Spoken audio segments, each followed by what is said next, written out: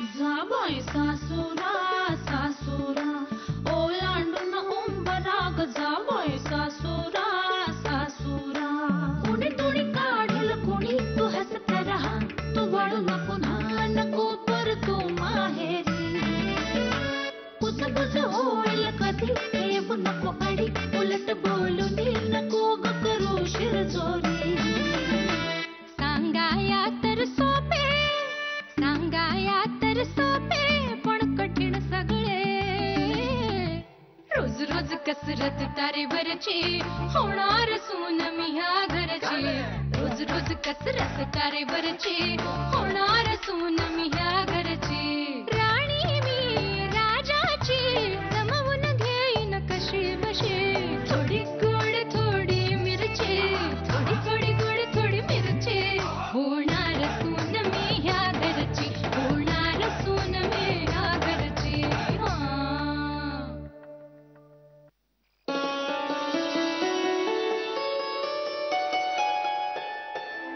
श्री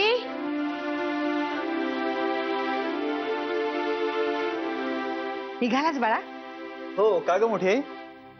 काय नाही, एक काम होतं. आहेत का 5 मिनिटं?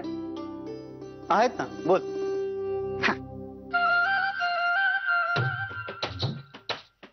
हे काय? यातली एक पकड. कशासाठी? मी ना मनातल्या मनात एक संकल्प केलाय, तो पूर्ण होणार का नाही हे बघायचंय मला. मोठी आई, असं काहीही नसतं. असू दे, माझी आपली श्रद्धा. पकड ना एक हात. तुला माहितीये श्री, तू 6वीत असताना खूप आजारी होतास. तुझा ना काही केलं तापच उतरत नव्हता. तेव्हा मी असे मनातल्या मनात खूप संकल्प केले होते. म्हणजे आज डॉक्टरांनी चष्मा नाही घातला तर तुझा ताप उतरणार, किंवा शिवदेबाई घरी आल्या तर तू ठणठणीत बरा होणार. मोठी आई, असं काहीही नसतं. माझा ताप बरा झाला तो औषधांमुळे झाला. माझी आपली श्रद्धा, माझ्या मनाच्या समाधानासाठी. बर.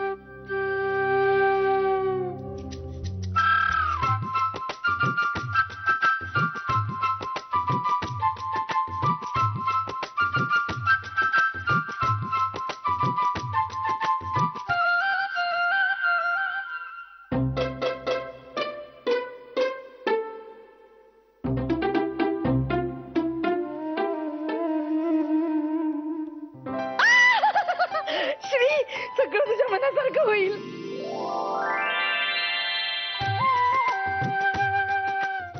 येऊ? Bye bye. इंदू वहिनी, शरी शरी सगळं श्रीच्या मनासारखं होईल. मला माहितीये, मी बघत होते. मला सांगा ना, तुम्ही कुठल्या हातासाठी काय धरलं होतं? उजव्या हातासाठी सगळं श्रीच्या मनासारखं होईल. आणि डाव्या? सगळं श्रीच्या मनासारखं होईल.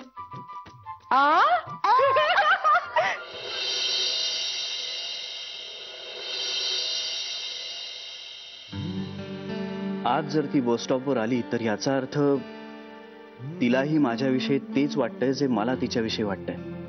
आणि जर ती नाही आली तर ओ गॉड.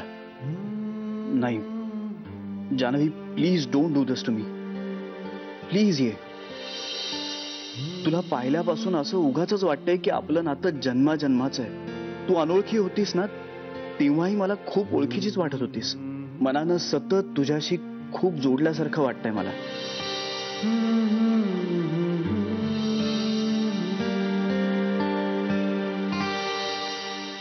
मनानं सतत तुझ्याशी खूप जोडल्यासारखं का वाटतंय?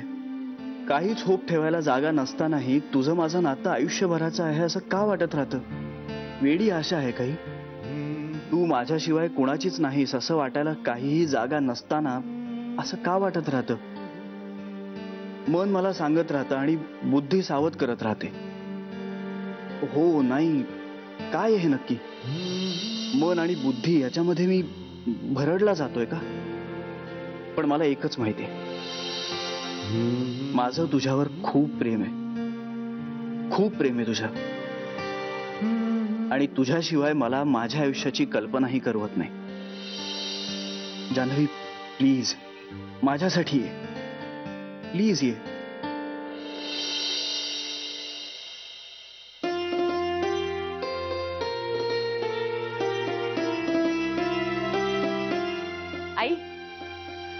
कशी दिसतेय मी?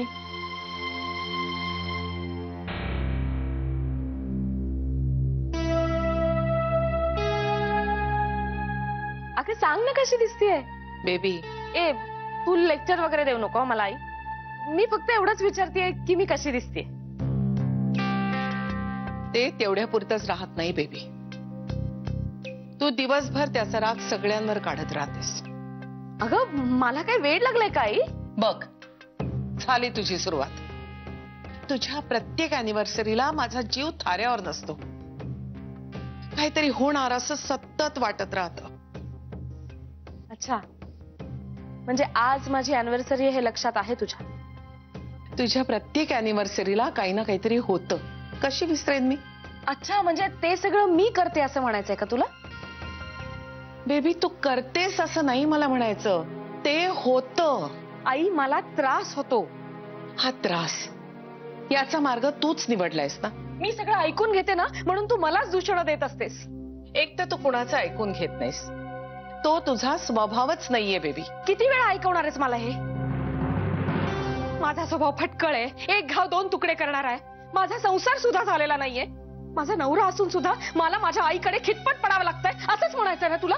बेबी पराचा कावळा करतेस तू. हो बरोबर आहे.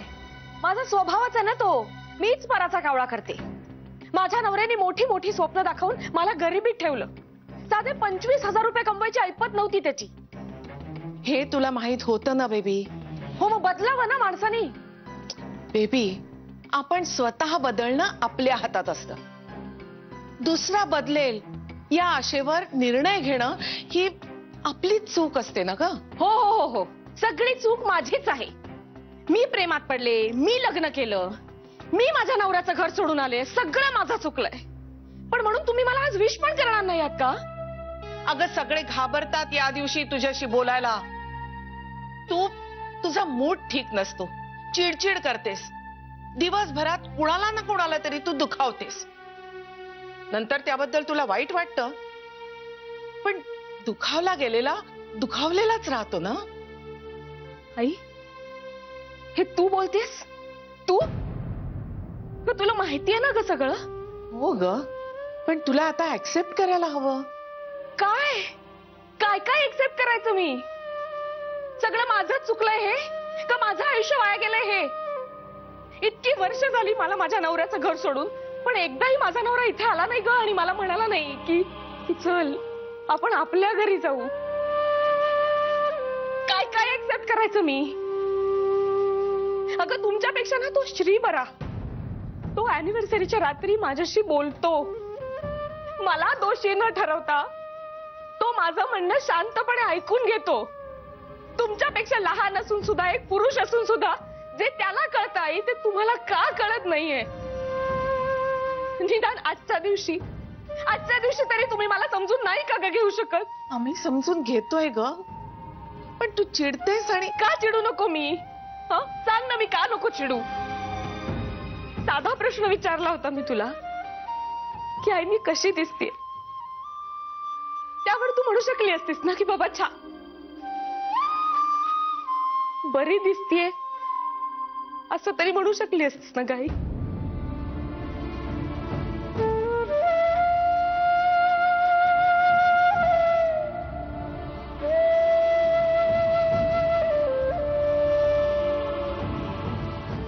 मला कळतंय ग बेबी. सगळं कळतंय. पण अशी चिडचिड करून तुझा नवरा तुला परत घ्यायला येणार आहे का ग?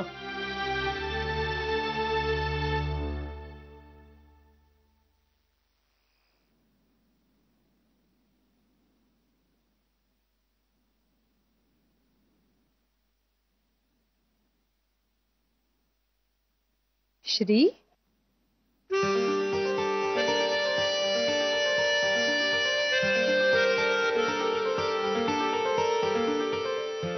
श्री इथे काय करतोयस तू?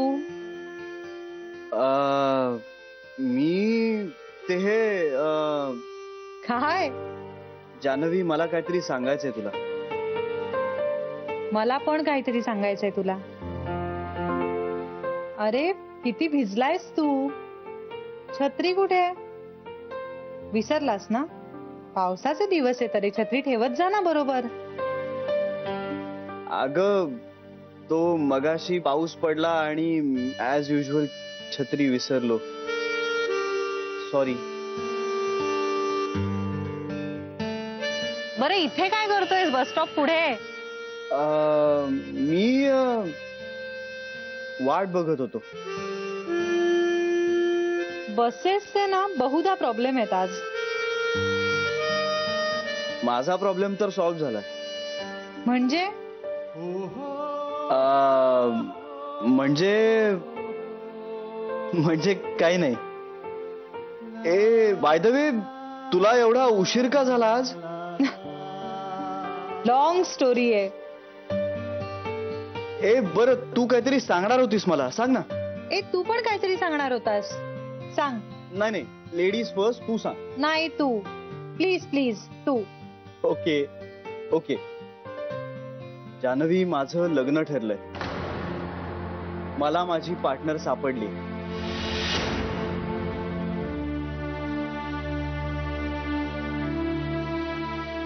अगं अगं गंमत केली मी. लग्न ही गंमत नसते श्री. पुन्हा अशी गंमत करू नकोस, मला नाही आवडत. ओके ओके, नाही करणार. बरं तूही काहीतरी सांगणार होतीस मला, सांग ना. मी माझं लग्न मोडलं. काय?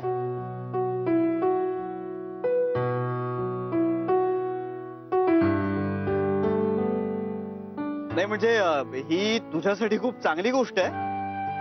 म्हणजे हे जर खरंच असेल ना तर I am really happy for you. अरे खरंच मी माझं लग्न मोडलं. तुम्ही बोलत होता ते बरोबर होतं.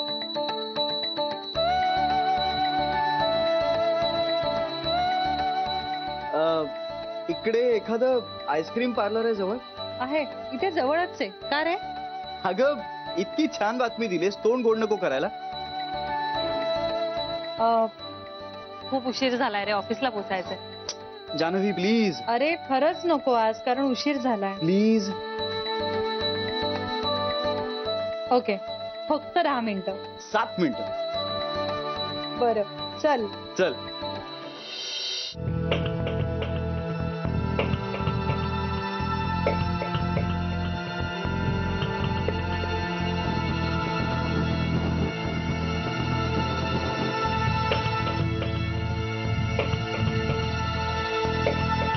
चहा नकोय. घ्या घोटभर, बरं वाटेल. नकोय. दुपारी नीट जेवलात सुद्धा नाही. इंदुवहिनी, मला बोलायची इच्छा नाही आता. तू जा इथून.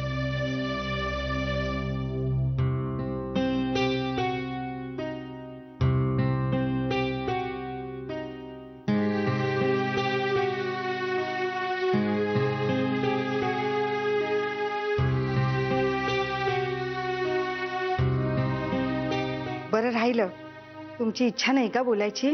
मग मी बोलते ना तुमच्याशी. मला काय बोलायला आवडतं. आपली शरयू आहे ना, तिने मेथीचे पराठे खूप छान केलेत. शरूचं बाकी काही असो, पण तिच्या हाताला चव आहे. नर्मदा वहिनी आणि शरयू स्वयंपाक एकदम झकास करतात. आईंचा तसा हात कोणी धरणार नाही, पण आईनी ना नर्मदा वहिनी आणि शरयू ह्यांना ना स्वयंपाकात इतकं छान तरबेज केलं ना की काय विचारू नका. आणि आपली सरू ती तर लिंबू टिंबू. मी म्हंटल सरूला, सरू लग्न करायचं म्हणतेस खरं, पण नवऱ्याच्या मनात जर स्थान मिळवायचं असेल तर तो रस्ता पोटातून जातो. त्यामुळे स्वयंपाक आधी शिकून घे. हो की नाही बेबी वंच? मला काय माहिती, मला टाकली आहे ना नवऱ्याने.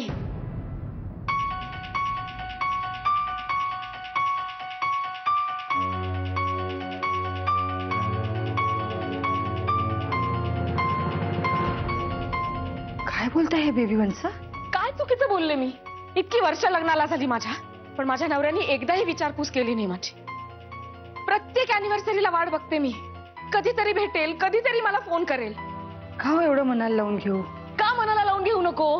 नवरा जिवंत आहे माझा आणि याच शहरात आहे, तरी सुद्धा विधवेचं जीवन जगते मी. त्यापेक्षा तुझ्यासारखी विधवाच असते ना तर निदान त्रास तरी झाला नसता.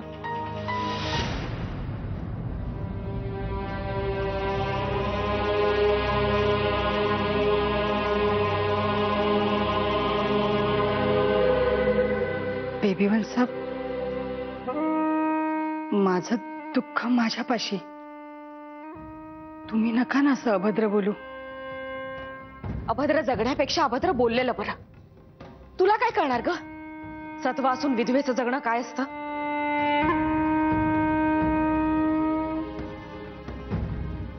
सदवेची विधवा होणं हे दुःख मी भोगते बेबीवंच.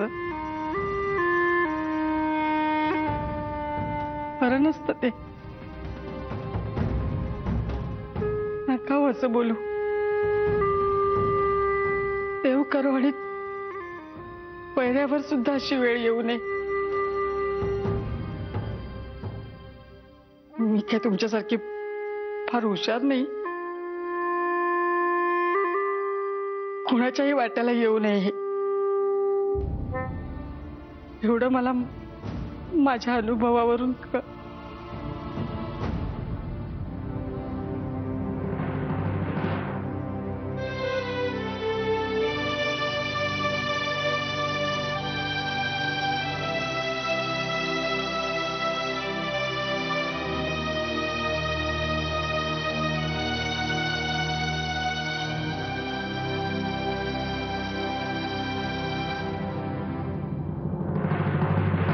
तरी कशाला एवढा राईचा पर्वत केला.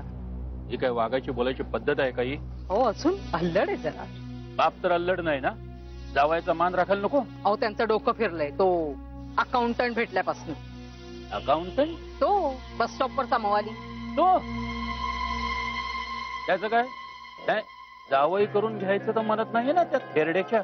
तसं काही नाही हो, म्हणजे जान्हवीच्या मनात तसं काही नाहीये, पण त्याला पहिल्यापासून हे मात्र जरा बिथरलेले आहे. हे बघा अनिलराव, ओ लहान आहे पोर, अल्लड आहे जरा, मान्य आहे मला, पण तुम्हीच थोडस तिच्या कलाने घेऊन तिला समजून घेऊन राहिलत ना तर ठीक होईल.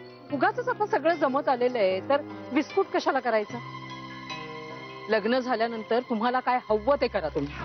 लग्नानंतर उठता लात आणि बसता बुक्की घालून सरळ करणार आहे तिला. तोंडातनं ब्र काढायची विषाद राहिली नाही पाहिजे.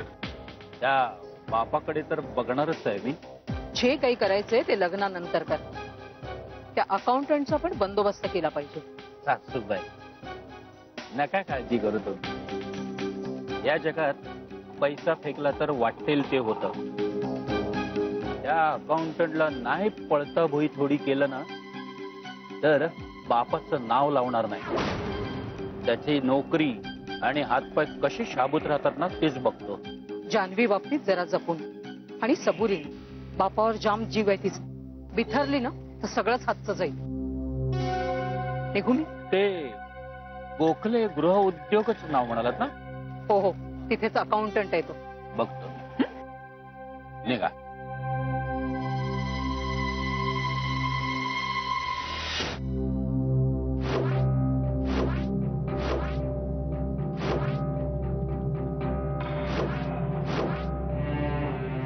आणि वर म्हणाला पैसे टाकले तर 56 बायका लग्न करतील माझ्याशी. 2 कानाखाली नाही वाजवल्यास त्याच्या? तो असं वागला म्हणून आपण का त्याच्या पातळीला उतरायचं.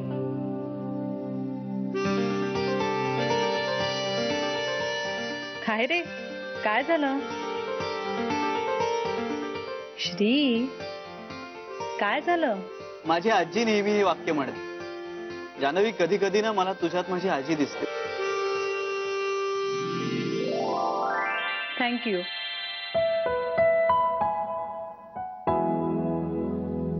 मग आता आता काय? पुढे काय ठरवलं? सरांना फोन केला मी आणि त्यांना म्हटलं आज जरा उशिराच येईन.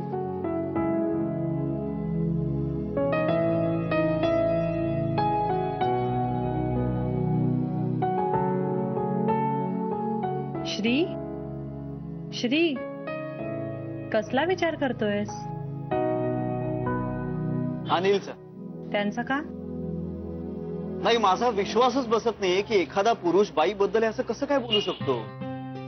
तो माझ्या समोर येत नाहीये तेच बरं आहे. आजवर आयुष्यात कधी कोणावरती हात उगारला नाहीये मी, पण तो माणूस माझ्या समोर आला ना तर 2 ठेवून देईन मी त्याच्या. सोड ना श्री, अशांना माफ करून टाकायचं. आणि अशीच माणसं जगात जास्त असतात. मी सुटले, इतकंच काय ते समाधान. हे बरं, चल निघूया का? खूप उशीर होतोय. जान्हवी, हा